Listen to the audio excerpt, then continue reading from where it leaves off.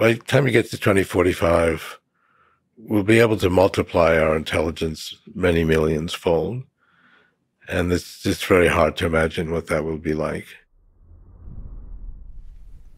The following is a conversation with Ray Kurzweil, author, inventor, and futurist, who has an optimistic view of our future as a human civilization, predicting that exponentially improving technologies will take us to a point of a singularity, beyond which superintelligent artificial intelligence will transform our world in nearly unimaginable ways. 18 years ago, in the book Singularity is Near, he predicted that the onset of the singularity will happen in the year 2045. He still holds to this prediction and estimate. In fact, he's working on a new book on this topic that will hopefully be out next year. This is the Lex Fridman Podcast. To support it, please check out our sponsors in the description. And now, dear friends, here's Ray Kurzweil. In your 2005 book titled The Singularity is Near, you predicted that the singularity will happen in 2045. So now, 18 years later, do you still estimate that the singularity will happen on 2045? And maybe first, what is the singularity, the technological singularity, and when will it happen? Singularity is where computers really change our view of what's important and change who we are. But we're getting close to some salient things that will change who we are. A key thing is 2029, when computers will pass the Turing test. And there's also some controversy whether the Turing test is valid. I believe it is. Most people do believe that, but there's some controversy about that. But Stanford got very alarmed at my prediction about 2029. I made this in 1999 in my book, The Age of Spiritual Machines. Right. And then you repeated the prediction in 2005. In 2005. Yeah. So they held an international conference, you might have been aware of it, of AI experts in 1999 to assess this view. So people gave different predictions, and they took a poll. It was really the first time that AI experts worldwide were polled on this prediction. And the average poll was 100 years. 20% believed it would never happen. And that was the view in 1999. 80% believed it would happen, but not within their lifetimes. There's been so many advances in AI that the poll of AI experts has come down over the years. So a year ago, something called Meticulous, which you may be aware of, assesses different types of experts on the future. They again assessed what AI experts then felt, and they were saying 2042. For the Turing test. For the Turing test. So it's coming down. And I was still saying 2029. Yeah. A few weeks ago, they again did another poll, and it was 2030. So AI experts now basically agree with me. I haven't changed at all. I've stayed with 2029. And AI experts now agree with me, but they didn't agree at first. So Alan Turing formulated the Turing test, and right. Now, what he said was very little about it. I mean, the 1950 paper where he had articulated the Turing test, there's like a few lines that talk about the Turing test. And it really wasn't very clear how to administer it. And he said if they did it in like 15 minutes, that would be sufficient, which I don't really think is the case. These large language models now, some people are convinced by it already. I mean, you can talk to it and have a conversation with it, and you can actually talk to it for hours. So it requires a little more depth. There's some problems with large language models, which we can talk about. But some people are convinced by the Turing test. Now, if somebody passes the Turing test, what are the implications of that? Does that mean that they're sentient, that they're conscious, or not? It's not necessarily clear, what the implications are. Anyway, I believe 2029, that's 6-7 years from now, we'll have something that passes the Turing test, and a valid Turing test, meaning it goes for hours, not just a few minutes. Can you speak to that a little bit? What is your formulation of the Turing test? You've proposed a very difficult version of the Turing test. So what does that look like? Basically, it's just to assess it over several hours, and also have a human judge that's fairly sophisticated on what computers can do and can't do. If you take somebody who's not that sophisticated, or even a average engineer, they may not really assess various aspects of it. So you really want the human to challenge the system. Exactly. On its ability to do things like common sense reasoning, perhaps. That's actually a key problem with large language models. They don't do these kinds of tests that would involve assessing chains of reasoning. But you can lose track of that. If you talk to them, they actually can talk to you pretty well, and you can be convinced by it. But it's somebody that would really convince you that it's a human, whatever that takes. Maybe it would take days or weeks, but it would really convince you that it's human. Large language models can appear that way. You can read conversations and they appear pretty good. There are some problems with it. It doesn't do math very well. You can ask, well, how many legs did 10 elephants have? And they'll tell you, well, okay, each elephant has 4 legs and it's 10 elephants, so it's 40 legs. And you go, okay, that's pretty good. How many legs do 11 elephants have? And they don't seem to understand the question. Do all humans understand that question? No, that's the key thing. I mean, how advanced a human do you want it to be?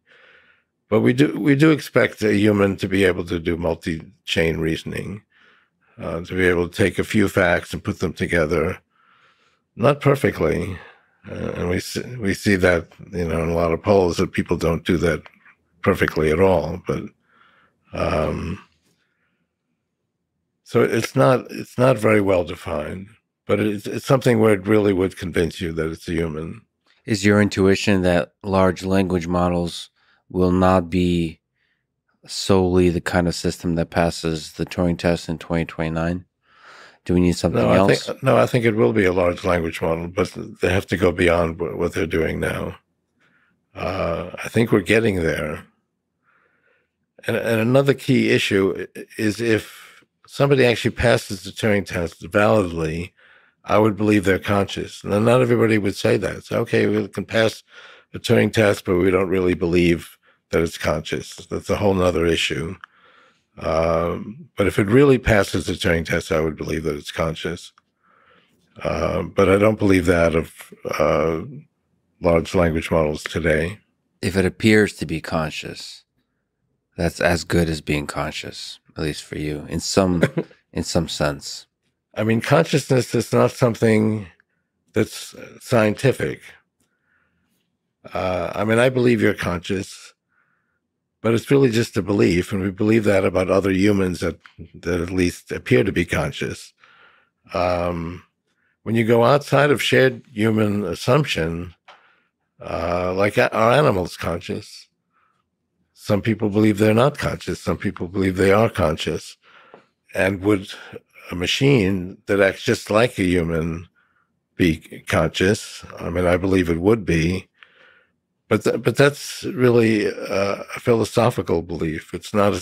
You can't prove it. I can't take an entity and prove that it's conscious. There's nothing that you can do that would indicate that. It's like saying a piece of art is beautiful. You can say it. Multiple people can experience a piece of art as beautiful, but you can't prove it. But it's also an extremely important issue. Yes. I mean, imagine if you had something where nobody's conscious, the world may as well not exist. And So some people, like, say, Marvin Minsky, said, well, consciousness is not logical, it's not scientific, and therefore we should dismiss it, and any talk about consciousness is just not to be believed. But when he actually engaged with somebody who was conscious, he actually acted as if they were conscious. Mm-hmm. He didn't ignore that. He acted as if consciousness does matter. Exactly. Whereas he said it didn't matter. Well, that's Marvin Minsky. Yeah. He's full of contradictions. But that's true of a lot of people as well. But to you, consciousness matters. But to me, it's very important. But I would say it's not a scientific issue. It's a philosophical issue. And people have different views. And some people believe that anything that makes a decision is conscious. So your light switch is conscious. Its level of consciousness is low. It's not very interesting, but that's a consciousness. And anything, so a computer that makes a more interesting decision, still not at human levels, but it's also conscious and at a higher level than your light switch. So that's one view. There's many different views of what consciousness is. So if a system passes the Turing test, it's not scientific, but in issues of philosophy, things like ethics start to enter the picture. Do you think we would start contending as a human species about the ethics of turning off such a machine? Yeah, I mean, that's definitely come up. Hasn't come up in reality yet, but I'm talking about 2029. It's not that many years from now. And so what are our obligations to it? It has a different, I mean, a computer that's conscious has a little bit different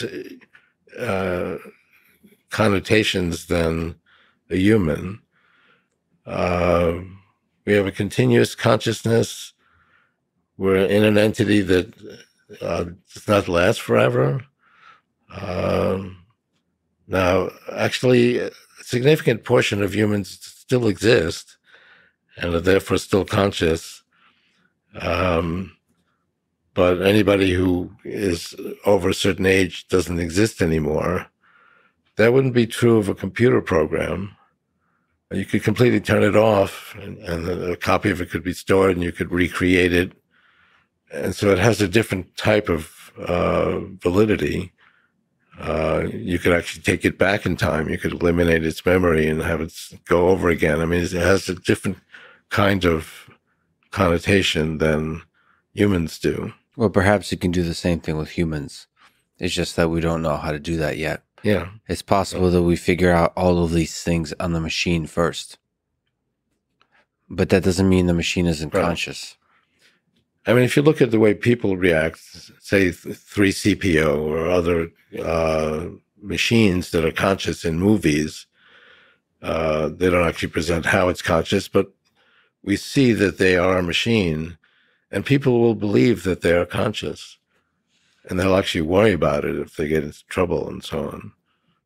So 2029 is going to be the first year when a major thing happens. Right. And that will shake our civilization to start to consider the role of AI in this world. Yes and no. I mean, this one guy at Google claimed that the machine was conscious. But that's just one person. Right. When it starts to happen at scale. Well, that's exactly right, because most people have not taken that position. I don't take that position. I mean, I've used different things like this, and they don't appear to me to be conscious. As we eliminate various problems of these large language models, more and more people will accept that they're conscious. So when we get to 2029, I think a large fraction of people will believe that they're conscious. So it's not going to happen all at once. I believe it would actually happen gradually, and it's already started to happen. And so that takes us one step closer to the singularity. Another step then is in the 2030s, when we can actually connect our neocortex, which is where we do our thinking, to computers. And I mean, just as this actually gains a lot to being connected to computers that will amplify its abilities. I mean, if this did not have any connection, it would be pretty stupid. It could not answer any of your questions. If you're just listening to this, by the way, Ray's holding up the all-powerful smartphone. So we're going to do that directly from our brains. I mean, these are pretty good. These already have amplified our intelligence. I'm already much smarter than I would otherwise be if I didn't have this. Because I remember my first book, The Age of Intelligent Machines, there was no way to get information from computers. I actually would go to a library, find a book, find the page that had an information I wanted, and I'd go to the copier, and my most significant information tool was a roll of quarters where I could feed the copier. Yeah. So we're already greatly advanced that we have these things. There's a few problems with it. First of all, I constantly put it down and I don't remember where I put it. I've actually never lost it, but you have to find it and then you have to turn it on. So there's a certain amount of steps. It would actually be quite useful if someone would just listen to your conversation and say, oh, that's, so-and-so actress, and tell you what you're talking about. So going from active to passive, where it just permeates your whole life. Yeah, exactly. The way your brain does when you're awake. Your brain is always there. Right. Now, that's something that could actually just about be done today, where it would listen to your conversation, understand what you're saying, understand what you're not missing, and give you that information. But another step is to actually go inside your brain. Yeah. And there are some prototypes where you can connect your brain. They actually don't have the amount of bandwidth that we need. They can work, but they work fairly slowly. So if it actually would connect to your neocortex, and the neocortex, which I describe in How to Create a Mind, the neocortex is actually, it has different levels. And as you go up the levels, it's kind of like a pyramid. The top level is fairly small. And that's the level where you want to connect these brain extenders. So I believe that will happen in the 2030s. We will actually, so just the way this is greatly amplified by being connected to the cloud, we can connect our own brain to the cloud and just do what we can do by using this machine. Do you think it would look like the brain-computer interface of like Neuralink? So would it be... Well, Neuralink is an attempt to do that. It doesn't have the bandwidth that we need. Yet, right? Right. But I think, I mean, they're going to get permission for this because there are a lot of people who absolutely need it because they can't communicate. I know a couple of people like that who have ideas and they cannot move their muscles and so on. They can't communicate. So for them, this would be very valuable. But we could all use it. Basically, it'd be turn us into something that would be like we have a phone, but it would be in our mind. It would be kind of instantaneous. And maybe communication between two people would not require this low bandwidth mechanism of language. Yes, a spoken word. Exactly. We don't know what that would be, although we do know that computers can share information like language instantly. They can share many, many books in a second. So we could do that as well. If you look at what our brain does, it actually can manipulate different parameters. So we talk about these large language models. I mean, I had written that it requires a certain amount of information in order to be effective. and that we would not see AI really being effective until it got to that level. Mm-hmm. And we had large language models that were like 10 billion bytes. It didn't work very well. They finally got to 100 billion bytes, and now they work fairly well. And now we're going to a trillion bytes. If you say Lambda has 100 billion bytes, what does that mean? Well, what if you had something that had one byte, one parameter? Maybe you want to tell whether or not something's an elephant or not. And so you put in something that would detect its trunk. If it has a trunk, it's an elephant. If it doesn't have a trunk, it's not an elephant. And that would work fairly well. There's a few problems with it. And it really wouldn't be able to tell what a trunk is. But anyway. And maybe other things other than elephants have trunks. You might get really confused. Yeah, exactly. I'm not sure which animals have trunks, but, plus how do you define a trunk? But yeah, that's one parameter. You can do okay. So these things have 100 billion parameters. So they're able to deal with very complex issues. All kinds of trunks. Human beings actually have a little bit more than that, but they're getting to the point where they can emulate humans. If we were able to connect this to our neocortex, we would basically add more of these abilities to make distinctions. And it could ultimately be much smarter and also be attached to information that we feel is reliable.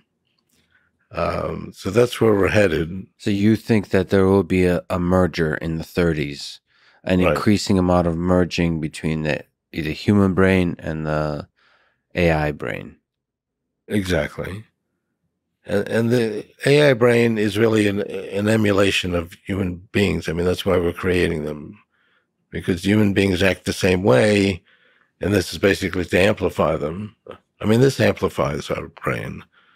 It's a little bit clumsy to interact with, but it definitely it's way beyond what we had 15 years ago. But the implementation becomes different, just like a bird versus the airplane.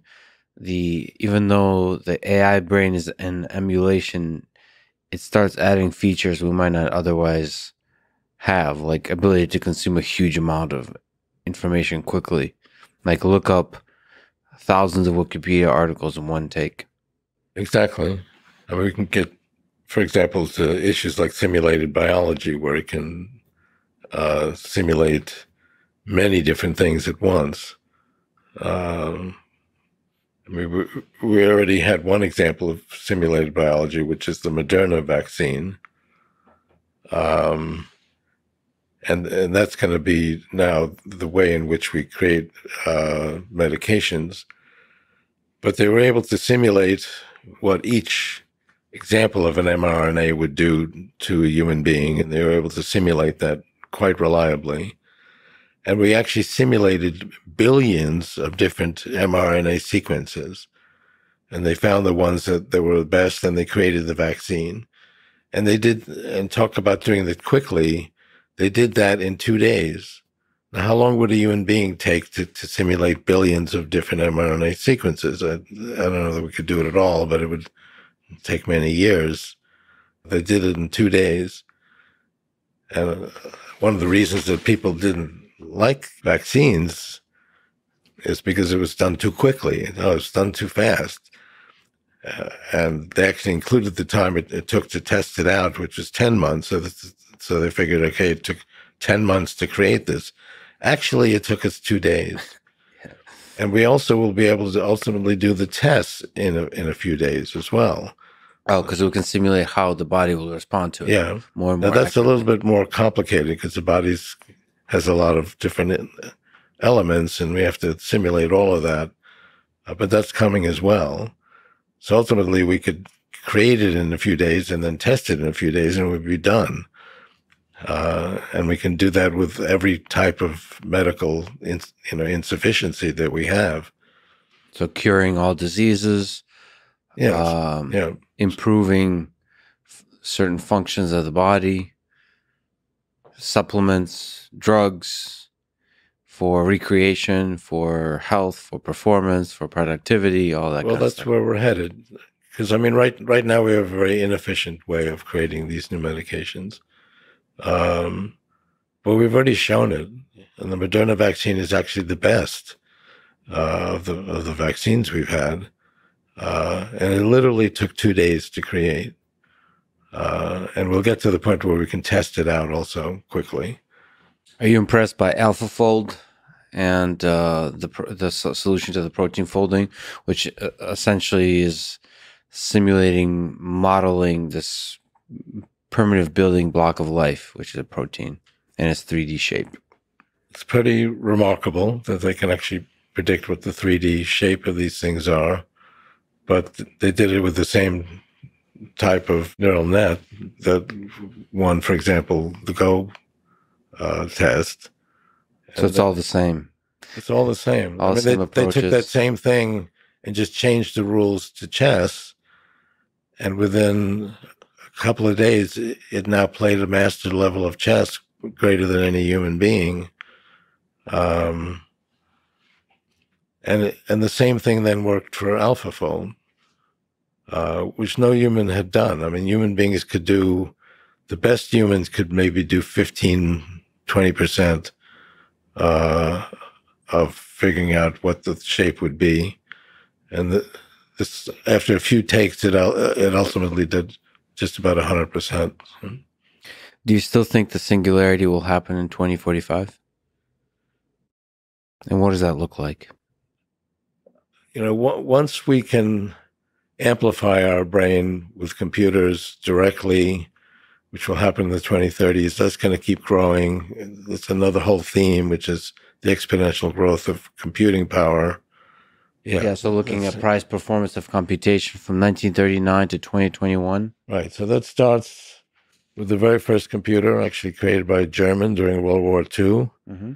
And you might have thought that might be significant, but actually the Germans didn't think computers were significant, and they completely rejected it. And the second one is also the Zeus 2. And by the way, we're looking at a plot with the x-axis being the year from 1935 to 2025. And on the y-axis in log scale is computation per second per constant dollar. So dollar normalized to inflation. And it's growing linearly on the log scale, which means it's growing exponentially. The third one was the British computer, which the Allies did take very seriously. And it cracked the German code and enabled the British to win the Battle of Britain, which otherwise absolutely would not have happened if they hadn't cracked the code using that computer.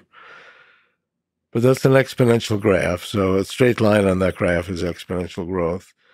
And you see 80 years of exponential growth. And I would say about every 5 years, and this happened shortly before the pandemic, people saying, well, they call it Moore's Law, which is not the correct, because that's not all Intel. In fact, it started decades before Intel was even created. It wasn't with transistors formed into a grid. So it's not just transistor count or transistor size. Right. It's a bunch of different components. With relays, then went to vacuum tubes, then went to individual transistors, and then to integrated circuits. Yes. And the integrated circuits actually starts like in the middle of this graph. And it has nothing to do with Intel. Intel actually was a key part of this, but a few years ago they stopped making the fastest chips. But if you take the fastest chip of any technology in that year, you get this kind of graph. And it's definitely continuing for 80 years. So you don't think Moore's Law, broadly defined, is dead? It's been declared dead multiple times throughout this process. I don't like the term Moore's Law because it has nothing to do with Moore or with Intel. Sure. But yes, the exponential growth of computing is continuing. Yes, and has never stopped. From various sources. I mean, it went through World War II. It went through global recessions. It's just continuing. And if you continue that out, along with software gains, which is a whole nother issue. And they really multiply. Whatever you get from software gains, you multiply by the computer gains, you get faster and faster speed. This is actually the fastest computer models that have been created, and that actually expands roughly twice a year. Like every 6 months, it expands by 2. So we're looking at a plot from 2010 to 2022. On the x-axis is the publication date of the model, and perhaps sometimes the actual paper associated with it. And on the y-axis is training, compute, and flops. And so basically this is looking at the increase in the, not transistors, but the computational power of neural networks. Yeah, it's the computational power that created these models. And that's doubled every 6 months. Which is even faster than transistor division. Yeah. Now, actually, since it goes faster than the amount of cost, this has actually become a greater investment to create these. But at any rate, by the time you get to 2045, we'll be able to multiply our intelligence many millions fold. And it's just very hard to imagine what that will be like. And that's the singularity where we can't even imagine. Right. That's why we call it the singularity. Because the singularity in physics, something gets sucked into its singularity and you can't tell what's going on in there because no information can get out of it. There's various problems with that, but that's the idea. It's too much beyond what we can imagine. Do you think it's possible we don't notice that what the singularity actually feels like is we just live through it with exponentially increasing cognitive capabilities, and we almost, because everything's moving so quickly, aren't really able to introspect that our life has changed? Yeah, but I mean, we will have that much greater capacity to understand things, so we should be able to look back. Looking at history, understand history. But we will need people, basically like you and me, that actually think about these things. Think about it. But we might be distracted by all the other sources of entertainment and fun, because the exponential power of intellect is growing, but also there'll be a lot of fun. The amount of ways you can have, I mean, we already have a lot of fun with computer games and so on that are really quite remarkable. What do you think about the digital world, the metaverse, virtual reality? Will that have a component in this, or will most of our advancement be in physical reality? Well, that's a little bit like Second Life, although the Second Life actually didn't work very well because it couldn't actually handle too many people. And I don't think the metaverse has come to being. I think there will be something like that. It won't necessarily be from that one company. I mean, there's going to be competitors. But yes, we're going to live increasingly online. And particularly if our brains are online, I mean, how could we not be online? Do you think it's possible that, given this merger with AI, most of our meaningful interactions will be in this virtual world? Most of our life, we fall in love, we make friends, we come up with ideas, we do collaborations, we have fun. I actually know somebody who's marrying somebody that they never met. Yeah. I think they just met her briefly before the wedding, but she actually fell in love with this other person, never having met them. And I think I think the love is real. So that's a beautiful story. But do you think that story is one that might be experienced as opposed to by hundreds of thousands of people, but instead by hundreds of millions of people? I mean, it really gives you appreciation for these virtual ways of communicating. And if anybody can do it, then it's really not such a freak story. So I think more and more people will do that. But that's turning our back on our entire history of evolution. Or the old days, we used to fall in love by holding hands and sitting by the fire, that kind of stuff. Here, I actually have 5 patents on where you can hold hands, even if you're separated. Great. So the touch, the sense, it's all just senses. It's all just I mean, touch it's not just that you're touching someone or not. There's a whole way of doing it, and it's very subtle, but ultimately we can emulate all of that. Are you excited by that future? Do you worry about that future? I have certain worries about the future, but not that virtual touch. Well, I agree with you. You described 6 stages in the evolution of information processing in the universe, as you started to describe. Can you maybe talk through some of those stages, from the physics and chemistry to DNA and brains, and then to the very end, to the very beautiful end of this process? Well, it actually gets more rapid. So physics and chemistry, that's how we started. So and we had the very beginning of the universe. We had lots of electrons and various things traveling around. And that took actually many billions of years. Kind of jumping ahead here to kind of some of the last stages where we have things like love and creativity. It's really quite remarkable that happens. But finally, physics and chemistry created biology and DNA. And now you had actually one type of molecule that described the cutting edge of this process. And we go from physics and chemistry to biology.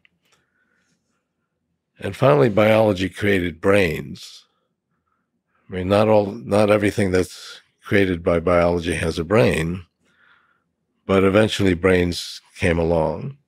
And all of this is happening faster and faster. Yeah. It created increasingly complex organisms. Another key thing is actually not just brains, but our thumb. Because there's a lot of animals with brains even bigger than humans. I mean, elephants have a bigger brain, whales have a bigger brain, but they've not created technology because they don't have a thumb.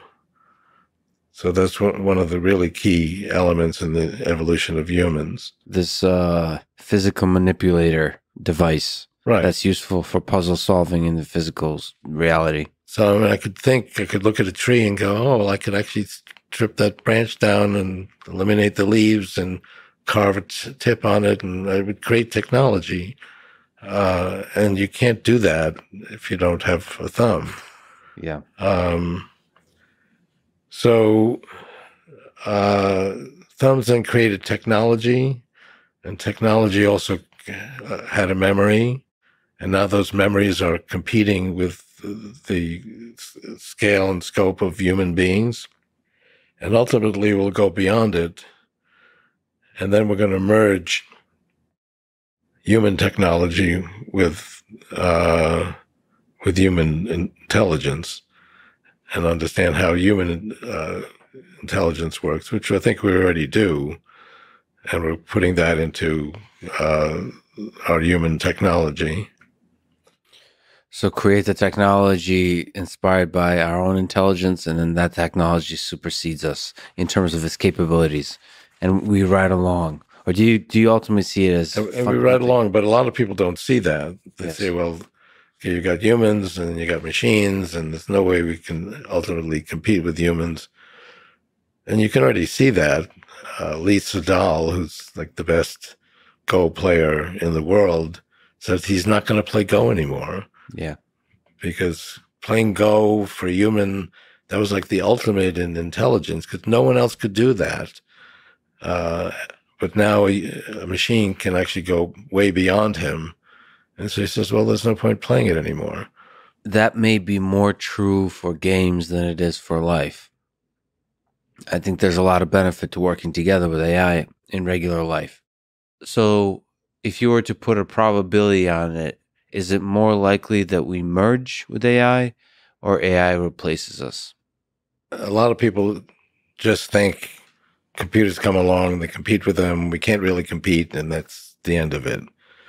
As opposed to them increasing our abilities. And if you look at most technology, it increases our abilities. I mean, look at the history of work. Look at what people did 100 years ago. Does any of that exist anymore? People, I mean, if you were to predict that all of these jobs would go away and would be done by machines, people would say, well, there's going to be, no one's going to have jobs, and it's going to be massive unemployment. But I show in this book that's coming out, the amount of people that are working, even as a percentage of the population, has gone way up. We're looking at the x-axis year from 1774 to 2024, and on the y-axis, personal income per capita in constant dollars, and it's growing super linearly. I mean, it's... Yeah, 2021 constant dollars, and it's gone way up. That's not what you would predict, given that we would predict that all these jobs would go away. Yeah. But the reason it's gone up is because we've basically enhanced our own capabilities by using these machines, as opposed to them just competing with us. That's a key way in which we're going to be able to become far smarter than we are now, by increasing the number of different parameters we can consider in making a decision. I am very fortunate to be able to get a glimpse preview of your upcoming book, Singularity is Nearer. And one of the themes, outside of just discussing the increasing exponential growth of technology, one of the themes is that things are getting better in all aspects of life. And you talk just about this. So one of the things you're saying is with jobs. So let me just ask about that. There is a big concern that automation, especially powerful AI, will get rid of jobs. People will lose jobs. And as you were saying, the sense is throughout history of the 20th century, automation did not do that ultimately. And so the question is, will this time be different? Right. That is the question. Will this time be different? And it really has to do with how quickly we can merge with this type of intelligence. Whether Lambda or GPT-3 is out there, and maybe it's overcome some of its, key problems, and we really have an enhanced human intelligence, that might be a negative scenario. But I mean, that's why we create technologies, to enhance ourselves. And I believe we will be enhanced. We're not just going to sit here with 300 million modules in our neocortex. We're going to be able to go beyond that, because that's useful, but we can multiply that by 10, 100, 1,000, a million. And you might think, well, what's the point of doing that? It's like asking somebody that's never heard music, well, what's the value of music? I mean, you can't appreciate it until you've created it. There's some worry that there will be a wealth disparity, class or wealth disparity. Only the rich people will be, basically, the rich people will first have access to this kind of thing. And then because of this kind of thing, because the ability to merge, will get richer exponentially faster. And I say that's just like cell phones. I mean, there's like 4 billion cell phones in the world today. In fact, when cell phones first came out, you had to be fairly wealthy. They weren't very inexpensive. So you had to have some wealth in order to afford them. Yeah, there were these big, sexy phones. And they didn't work very well. They did almost nothing. So you can only afford these things if you're wealthy, at a point where they really don't work very well. So achieving scale and making it inexpensive is part of making the thing work well. Exactly. So these are not totally cheap, but they're pretty cheap. Yeah. I mean, you can get them for a few $100s. Especially given the kind of things it provides for you. There's a lot of people in the third world that have very little, but they have a smartphone. Yeah, absolutely. And the same would be true with AI. I mean, I see homeless people have their own cell phones. And yeah, so your sense is any kind of advanced technology will take the same trajectory. Right. It ultimately becomes cheap and will be affordable. I probably would not be the first person to put something in my brain to connect to computers, because I think it will have limitations. But once it's really perfected, and at that point it'll be pretty inexpensive, I think it'll be pretty affordable. So in which other ways, as you outline in your book, is life getting better? Because I think... Well, I have 50 charts in there yeah, where everything is getting better.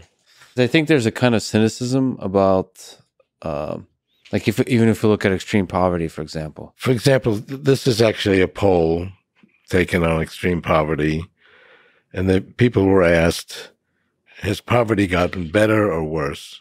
And the options are increased by 50%, increased by 25%, remain the same, decreased by 25%, decreased by 50%. If you're watching this or listening to this, try to vote for yourself.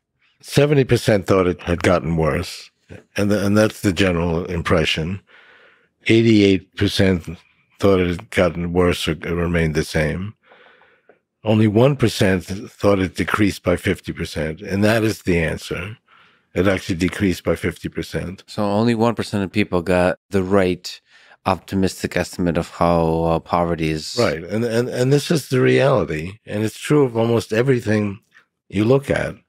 You don't want to go back 100 years or 50 years. Things were quite miserable then, but we tend not to remember that. So literacy rate increasing over the past few centuries across all the different nations, nearly to 100% across many of the nations in the world. It's gone way up. Average years of education have gone way up. Life expectancy is also increasing. Life expectancy was 48 in 1900. And is over 80 now. And it's going to continue to go up, particularly as we get into more advanced stages of simulated biology. For life expectancy, these trends are the same for at birth, age 1, age 5, age 10. So it's not just the infant mortality. And I have 50 more graphs in the book about all kinds of things. Even spread of democracy, which might bring up some sort of controversial issues, it still has gone way up. Well, that one is it's gone way up, but that one is a bumpy road, right? Exactly. And somebody might represent democracy and go backwards, but we basically had no democracies before the creation of the United States, which was a little over 2 centuries ago, which in the scale of human history isn't that long. Do you think superintelligent systems will help with democracy? So what is democracy? Democracy is giving a voice to the populace and having their ideas, having their beliefs, having their views represented. Well, I hope so. I mean, we've seen social networks can spread conspiracy theories, which have been quite negative. Being, for example, being against any kind of stuff that would help your health. So those kinds of ideas have, on social media, what you notice is they increase engagement. So dramatic division increases engagement. Do you worry about AI systems that will learn to maximize that division? I mean, I do have some concerns about this. And I have a chapter in the book about the perils of advanced AI. Spreading misinformation on social networks is one of them, but there are many others. What's the one that worries you the most, that we should think about to try to avoid? Well, it's hard to choose. We do have the nuclear power that evolved when I was a child. I remember we would actually do these drills against a nuclear war. We'd get under our desks and put our hands behind our heads to protect us from a nuclear war. Seemed to work. We're still around, so you're protected. But that's still a concern. And there are key dangerous situations that can take place in biology. Someone could create a virus that's very, I mean, we have viruses that are hard to spread, and they can be very dangerous. And we have viruses that are easy to spread, but they're not so dangerous. Somebody could create something that would be very easy to spread and very dangerous and be very hard to stop. And it could be something that would spread without people noticing because people could get it, they'd have no symptoms, and then everybody would get it, and then symptoms would occur maybe a month later. So, I mean, and that actually doesn't occur normally, because if we were to have a problem with that, we wouldn't exist. So the fact that humans exist means that we don't have viruses that can spread easily and kill us, because otherwise we wouldn't exist. Yeah, viruses don't want to do that. They want to spread and keep the host alive. Yeah, somewhat. So you can describe various dangers with biology, also nanotechnology, which we actually haven't experienced yet, but there are people that are creating nanotechnology, and I described that in the book. Now, you're excited by the possibilities of nanotechnology, of nanobots, of being able to do things inside our body, inside our mind that's going to help. What's exciting, what's terrifying about nanobots? What's exciting is that that's a way to communicate with our neocortex, because each neocortex is pretty small, and you need a small entity that can actually get in there and establish a communication channel. And that's going to really be necessary to connect our brains to AI within ourselves, because otherwise it would be hard for us to compete with it. In a high bandwidth way. Yeah. Yeah. And that's key, actually, because a lot of the things like Neuralink are really not high bandwidth yet. So nanobots is the way you achieve high bandwidth. How much intelligence would those nanobots have? Yeah, they don't need a lot, just enough to basically establish a communication channel to one nanobot. So it's primarily about communication. Yeah. Between external computing devices and our biological thinking machine. What worries you about nanobots? Is it similar to with the viruses? Well, I mean, there's the Great Goo challenge. Yes. If you had a nanobot that wanted to create any kind of entity and repeat itself, and was able to operate in a natural environment, it could turn everything into that entity and basically destroy all biological life. So you mentioned nuclear weapons. Yeah. I'd love to hear your opinion about the 21st century and whether you think we might destroy ourselves, and maybe your opinion if it has changed by looking at what's going on in Ukraine, that we could have a hot war with nuclear powers involved and the tensions building and a seeming forgetting of how terrifying and destructive nuclear weapons are. Do you think humans might destroy ourselves in the 21st century? And if we do, how? And how do we avoid it? I don't think that's going to happen, despite the terrors of that war. It is a possibility, but I mean, I don't It's unlikely in your mind. Yeah. Even with the tensions we've had with this one nuclear power plant that's been taken over, it's very tense. But I don't actually see a lot of people worrying that that's going to happen. I think we'll avoid that. We had 2 nuclear bombs go off in 45. So now we're 77 years later. Yeah, we're doing pretty good. We've never had another one go off through anger. But people forget. People forget the lessons of history. Well, yeah. So, I mean, I am worried about it. I mean, that is definitely a challenge. But you believe that we'll make it out, and ultimately super intelligent AI will help us make it out, as opposed to destroy us. I think so. But we do have to be mindful of these dangers. And there are other dangers besides nuclear weapons. So to get back to merging with AI, will we be able to upload our mind in a computer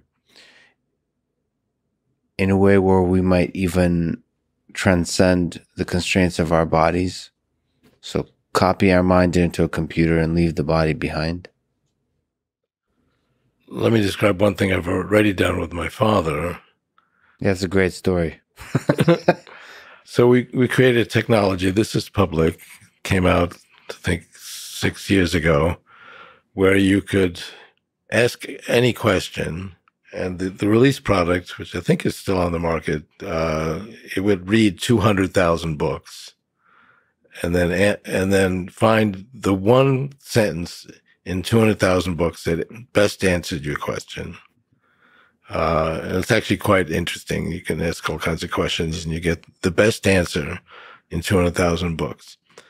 But I was also able to take it and not go through 200,000 books, but go through a book that I put together, which is basically everything my father had written. So everything he had written, I had gathered, and we created a book, everything that Frederick Kurzweil had written. Now, I didn't think this actually would work that well because stuff he'd written was stuff about how to lay out. I mean, he directed choral groups and music groups, and he would be laying out how the people where they should sit and how to fund this and all kinds of things that really didn't seem that interesting. And yet, when you ask a question, it would go through it and it would actually give you a very good answer. So I said, well, who's the most interesting composer? And he said, well, definitely Brahms. And he would go on about how Brahms was fabulous and talk about the importance of music education. And so you could have essentially a question and answer conversation with him. Can have a conversation with him, which was actually more interesting than talking to him, because if you talk to him, he'd be concerned about how they're going to lay out this property to give a choral group. He'd be concerned about the day-to-day versus the big questions. Exactly, yeah. And you did ask about the meaning of life, and he answered love. Yeah. Do you miss him? Yes, I do. You get used to missing somebody after 52 years. And I didn't really have intelligent conversations with him until later in life. In the last few years, he was sick, which meant he was home a lot, and I was actually able to talk to him about different things like music and other things. And so I miss that very much. What did you learn about life from your father? What part of him is with you now? He was devoted to music, and when he would create something to music, it put him in a different world. Otherwise, he was very shy.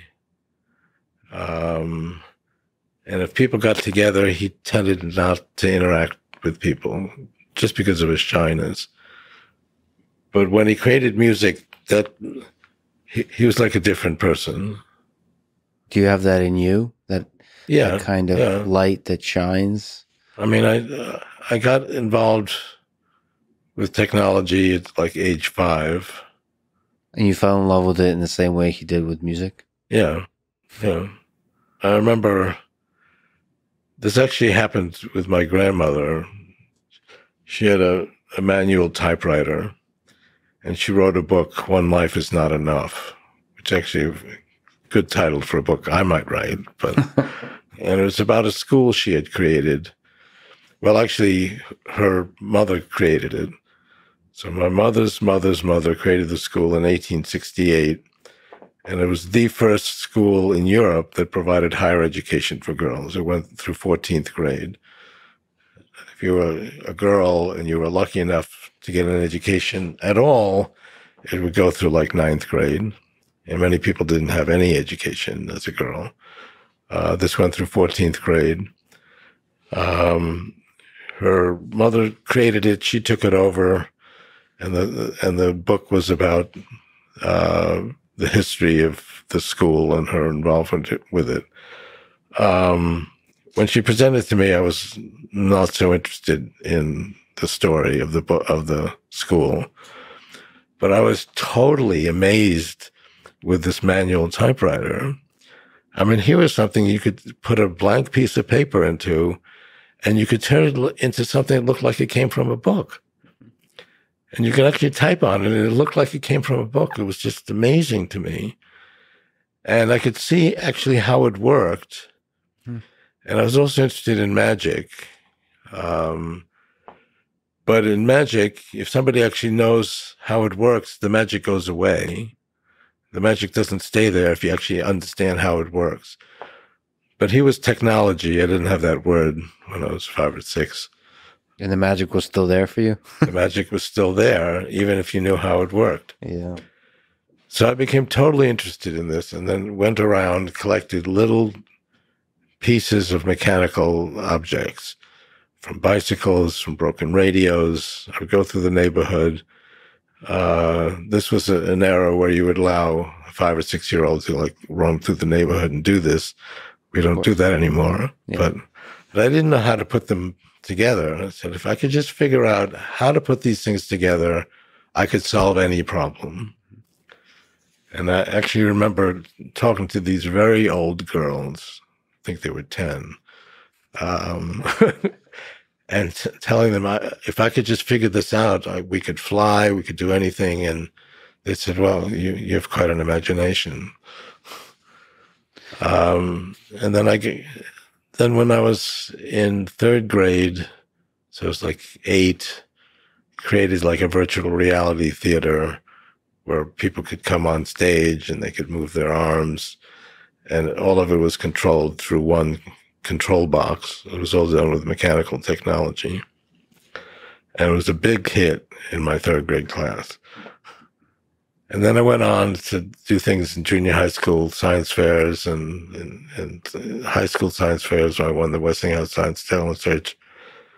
So, I mean, I became committed to technology when I was 5 or 6 years old. You've talked about how you use lucid dreaming to think, to come up with ideas as a source of creativity. Could you maybe talk through that? Maybe the process of you've invented a lot of things. You've came up and thought through some very interesting ideas. What advice would you give, or can you speak to the process of thinking, of how to think creatively? Well, I mean, sometimes I will think through in a dream and try to interpret that. But I think the key issue that I would tell younger people is to put yourself in the position that what you're trying to create already exists. And then you're explaining like how it works. Exactly. That's really interesting. You paint a world that you would like to exist. You think it exists. and reverse engineer and then that. you actually imagine you're giving a speech about how you created this. Well, you'd have to then work backwards as to how you would create it in order to make it work. That's brilliant. And that requires some imagination too, some first principles thinking. You have to visualize that world. That's really interesting. And generally, when I talk about things we're trying to invent, I would use the present tense as if it already exists. Not just to give myself that confidence, but everybody else who's working on it. We just have to kind of do all the steps in order to make it actual. How much of a good idea is about timing?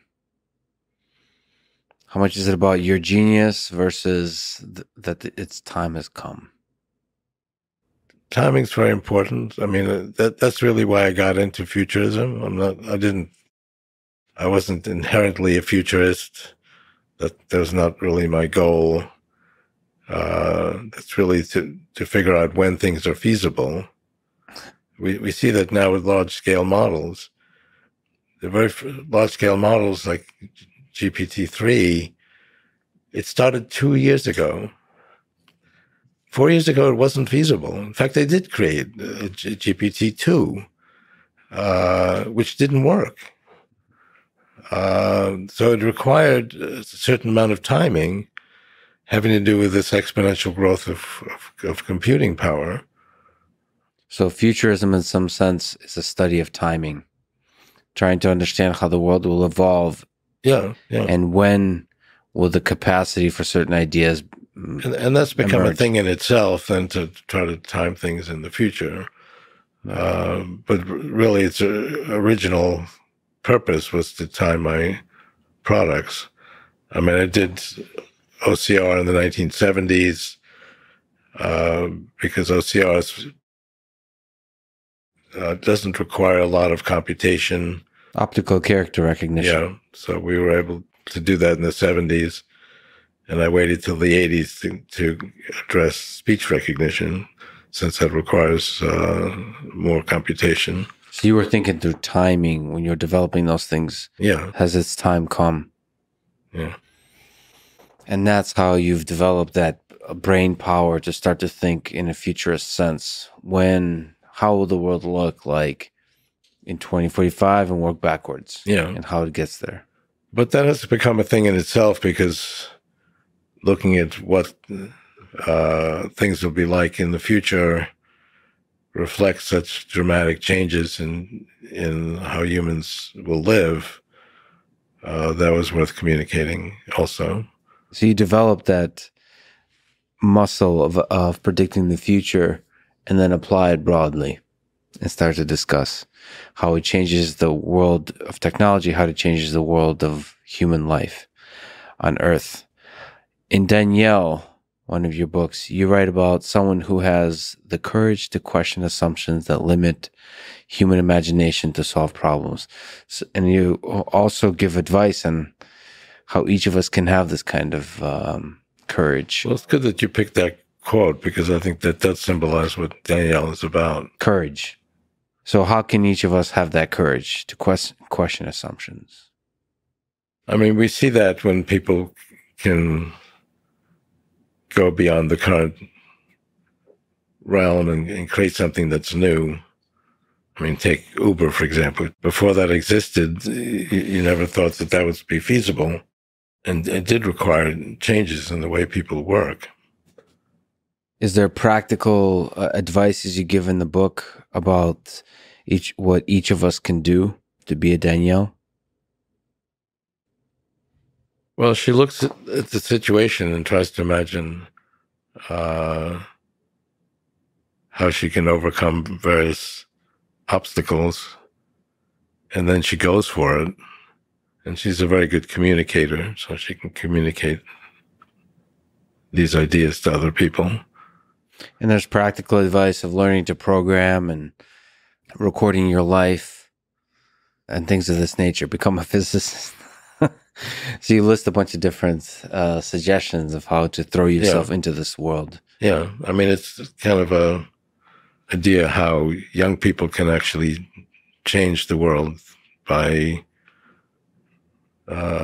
learning all of these different skills. And at the core of that is the belief that you can change the world. That your mind, your body can change the world. Yeah, that's right. And not letting anyone else tell you otherwise. That's very good. Exactly. When we upload the story you told about your dad and having a conversation with him, we're talking about uploading your mind to the computer. Do you think we'll have a future with something you call afterlife? We'll have avatars that mimic increasingly better and better our behavior, our appearance, all that kind of stuff. Even those are perhaps no longer with us. Yes, I mean, we need some information about them. I mean, I think about my father. I have what he wrote. Now, he didn't have a word processor, so he didn't actually write that much. And our memories of him aren't perfect. So how do you even know if you've created something that's satisfactory? Now, you could do a Frederick Kurzweil Turing test. He seems like Frederick Kurzweil to me. But the people who remember him, like me, don't have a perfect memory. Is there such a thing as a perfect memory? Maybe the whole point is for him to make you feel a certain way. Yeah. Well, I think that would be the goal. And that's the connection we have with loved ones. It's not really based on very strict definition of truth. It's more about the experiences we share. Yeah. And they get morphed through memory. But ultimately, they make us smile. I think we definitely can do that. And that would be very worthwhile. So do you think we'll have a world of replicants? Of copies? There'll be a bunch of Ray Kurzweils. Like I could hang out with one. I can download it for $5 and have a best friend, Ray. And you, the original copy, wouldn't even know about it. Is that? Do you think that world is? First of all, do you think that world is feasible, and do you think there's ethical challenges there? Like, how would you feel about me hanging out with Ray Kurzweil and you not knowing about it? Doesn't strike me as a problem. Which you, the original? Would that cause a problem for you? No, I enjoy. I would really very much enjoy it. No, not just hang out with me, but if somebody hang out with you, a replicant of you. Well, I think I would start. It sounds exciting, but then what if they start doing better than me, and take over my friend group, and then I because they may be an imperfect copy, or there may be more social, all these kinds of things, and then I become like the old version that's not nearly as exciting. Maybe they're a copy of the best version of me on a good day. Yeah, but if you hang out with a replicant of me, and that turned out to be successful, I'd feel proud of that person because it was based on me. So, but it is a kind of death of this version of you. Well, not necessarily. I mean, you can still be alive, right? And you would be proud. Okay, so it's like having kids and you're proud that they've done even more than you were able to do. Yeah, exactly. It does bring up new issues, but it seems like an opportunity. Well, that replicant should probably have the same rights as you do. Well, that gets into a whole issue because when a replicant occurs, they're not necessarily going to have your rights. And if a replicant occurs to somebody who's already dead, do they have all the obligations and that the original person had? Do they have all the agreements that they had? So I think you're going to have laws that say, yes, there has to be, if you want to create a replicant, they have to have all the same rights as human rights. Well, you don't know. Someone can create a replicant and say, well, it's a replicant, but I didn't bother getting their rights. And so. Yeah, but that would be illegal, I mean. Like if you do that, you have to do that in the black market. You have to, if you want to get an official replicant. Okay, it's not so easy. Suppose you create multiple replicants. The original rights maybe for one person and not for a whole group of people. Sure. So, so there has to be at least one, and then all the other ones kind of share the rights. Yeah, I don't think that's very difficult to conceive for us humans. The idea that you can create a replicant that has certain. I mean, I've talked to people about this, including my wife, who would like to get back her father, and she doesn't worry about who has rights to what. She would have somebody that she could visit with and might give her some satisfaction. And she wouldn't care about any of these other rights. What does your wife think about multiple array Kurzweils? Have you had that discussion? I haven't addressed that with her. I think ultimately that's an important question. Loved ones, how they feel about. There's something about love. Well, that's the key thing, right? If the loved one's rejected, it's not going to work very well. So the loved ones really are the key determinant whether or not this works or not. But there's also ethical rules. We have to contend with the idea, and we have to contend with that idea with AI. But what's going to motivate it is, I mean, I talk to people who really miss people who are gone, and they would love to get something back, even if it isn't perfect. And that's what's going to motivate this. And that person lives on in some form. And the more data we have, the more we're able to reconstruct that person and allow them to live on. Right. And eventually, as we go forward, we're going to have more and more of this data because we're going to have nanobots that are inside our neocortex, and we're going to collect a lot of data. In fact, anything that's data is always collected.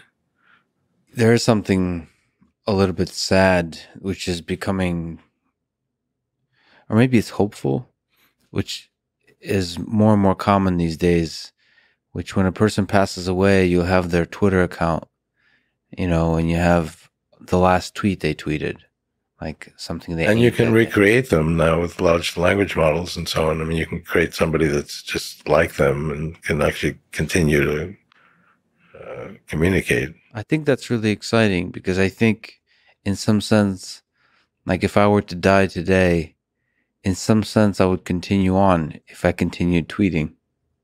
I tweet, therefore I am. Yeah. Well, in some sense. I mean, that's one of the advantages of a replicant. They can recreate the communications of that person. Do you hope humans will become a multiplanetary species?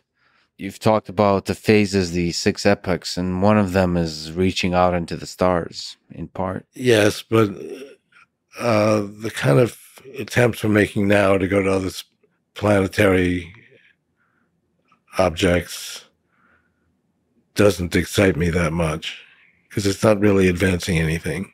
It's not efficient enough? Yeah, we're also putting out other human beings, which is a very inefficient way to explore these other objects. What I'm really talking about in the 6th epoch, the universe wakes up. It's where we can spread our superintelligence throughout the universe. And that doesn't mean sending very soft, squishy creatures like humans. Yeah. The universe wakes up. I mean, we would send intelligence masses of nanobots, which can then go out and colonize these other parts of the universe. Do you think there's intelligent alien civilizations out there that our bots might meet? My hunch is no. Most people say yes, absolutely. I mean, the universe is too big. and they'll cite the Drake equation. And I think in Singularity is Near, I have two analyses of the Drake equation, both with very reasonable assumptions. And one gives you thousands of advanced civilizations in each galaxy, and another one gives you one civilization, and we know of one. A lot of the analyses are forgetting the exponential growth of computation, because we've gone from where the fastest way I could send a message to somebody was with a pony, mm-hmm. which was what, like a century and a half ago? Yeah. To the advanced civilization we have today. And if you accept what I've said, go forward a few decades, you can have absolutely fantastic amount of civilization compared to a pony, and that's in a couple hundred years. Yeah, the speed and the scale of information transfer is growing exponentially in a blink of an eye. Now think about these other civilizations. They're going to be spread out at cosmic times. So if something is like ahead of us or behind us, it could be ahead of us or behind us by maybe millions of years, which isn't that much. I mean, the world is billions of years old, 14 billion or something. So even 1,000 years, if 200 or 300 years is enough to go from a pony to a fantastic amount of civilization, we would see that. So of other civilizations that have occurred, okay, some might be behind us, but some might be ahead of us. If they're ahead of us by thousands, millions of years, and they would be so far beyond us, they would be doing galaxy-wide engineering. Yeah. But we don't see anything doing galaxy-wide engineering. So either they don't exist, or this very universe is a construction of an alien species. We're living inside a video game. Well, that's another explanation that, yes, you've got some teenage kids in another civilization. Do you find compelling the simulation hypothesis as a thought experiment that we're living in a simulation? The universe is computational. So we are an example in a computational world. Therefore, it is a simulation. It doesn't necessarily mean an experiment by some high school kid in another world, but it nonetheless is taking place in a computational world. And everything that's going on is basically a form of computation. So you really have to define what you mean by this whole world being a simulation. Well, then it's the teenager that makes the video game. You know, us humans with our current limited cognitive capability have strived to understand ourselves, and we have created religions. We think of God. Whatever that is, do you think God exists? And if so, who is God? I alluded to this before. We started out with lots of particles going around. Yeah. And there's nothing that represents love and creativity. And somehow we've gotten into a world where love actually exists. And that has to do actually with consciousness, because you can't have love without consciousness. So to me, that's God. The fact that we have something where love, where you can be devoted to someone else and really feel that love, that's God. And if you look at the Old Testament, it was actually created by several different rabbinates in there. And I think they've identified three of them. One of them dealt with God as a person that you can make deals with, and he gets angry and he wreaks vengeance on various people. But two of them actually talk about God as a symbol of love and peace and harmony and so forth. That's how they describe God. And so that's my view of God, not as a person in the sky that you can make deals with.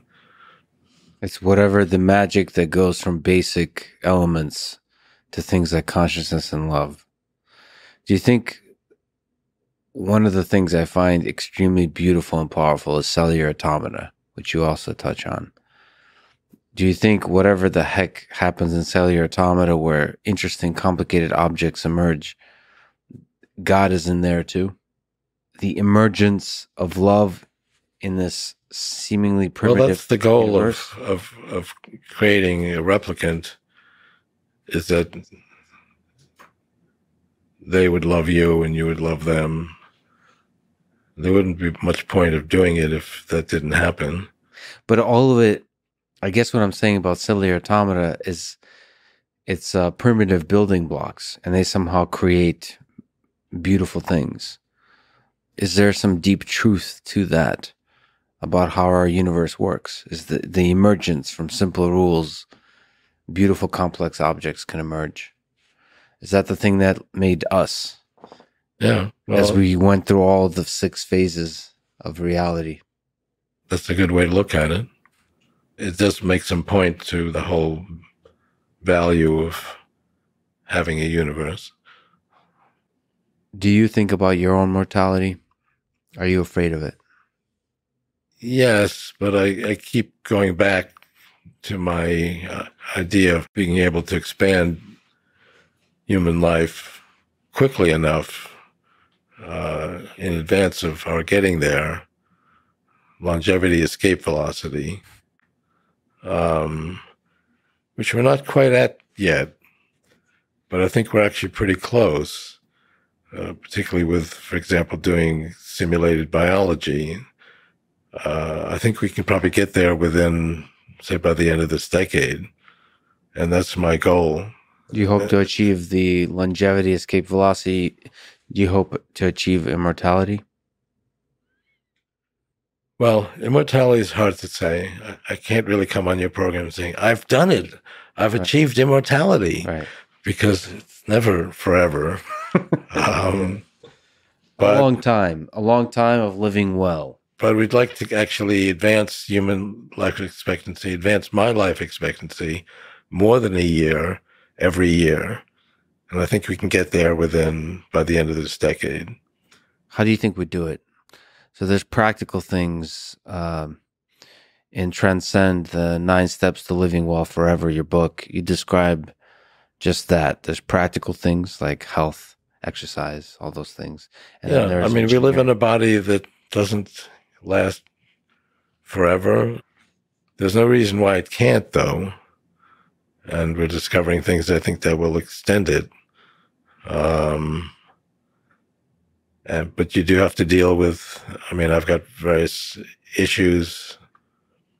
Went to Mexico 40 years ago, developed salmonella that created pancreatitis, which gave me a strange form of diabetes.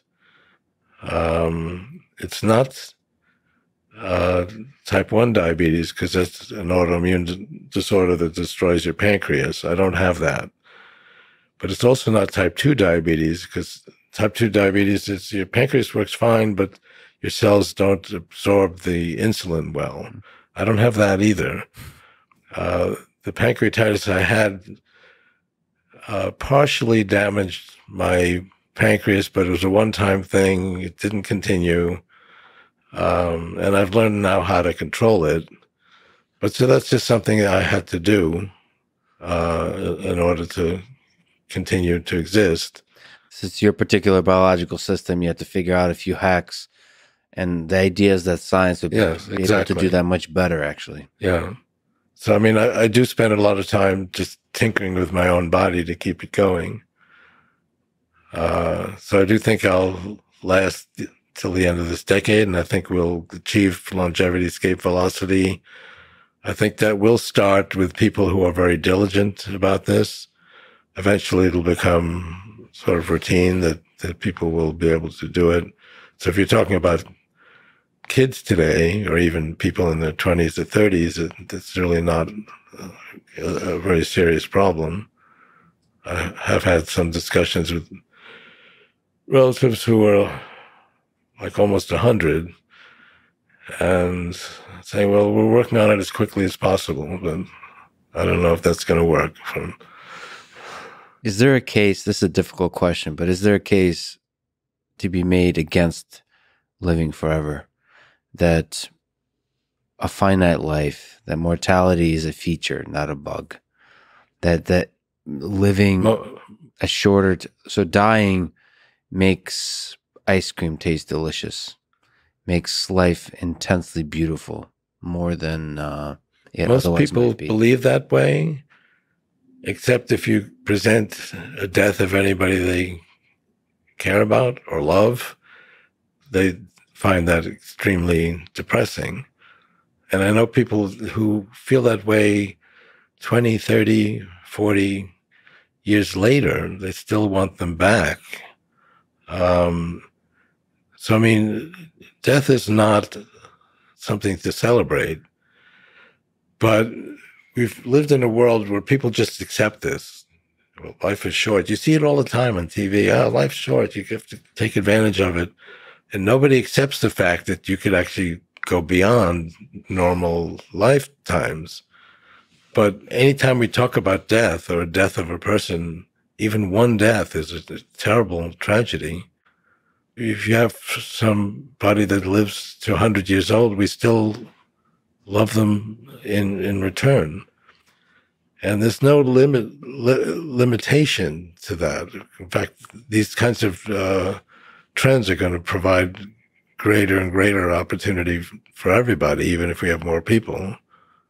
So let me ask about an alien species or a super intelligent AI 500 years from now that will look back and remember Ray Kurzweil version 0, the before the replicants spread.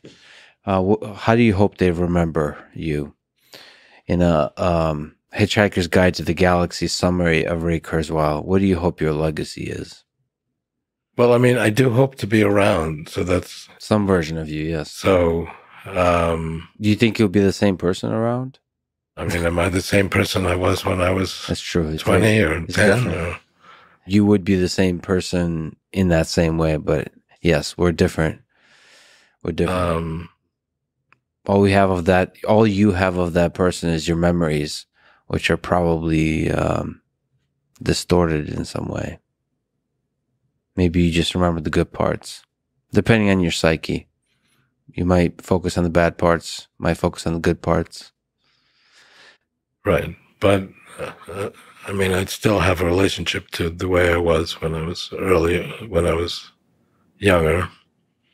How will you and the other super intelligent AIs remember you of today from 500 years ago? What do you hope to be remembered by, this version of you, before the singularity? Well, I think it's expressed well in my books, trying to create some new realities that people will accept. I mean, that's something that gives me great pleasure and greater insight into what makes humans valuable. I'm not the only person who's tempted to comment on that, but... And optimism that permeates your work. Mm-hmm. Optimism about the future. Because ultimately that optimism paves the way for building a better future. Yeah, no, I agree with that. So you asked your dad about the meaning of life, and he said love. Let me ask you the same question. What's the meaning of life? Why are we here? This beautiful journey that we're on in phase 4, reaching for phase 5 of this evolution and information processing. Why? Well, I think I'd give the same answer as my father. Because if there were no love and we didn't care about anybody, there'd be no point existing. Love is the meaning of life. The AI version of your dad had a good point. Well, I think that's a beautiful way to end it. Ray, thank you for your work. Thank you for being who you are.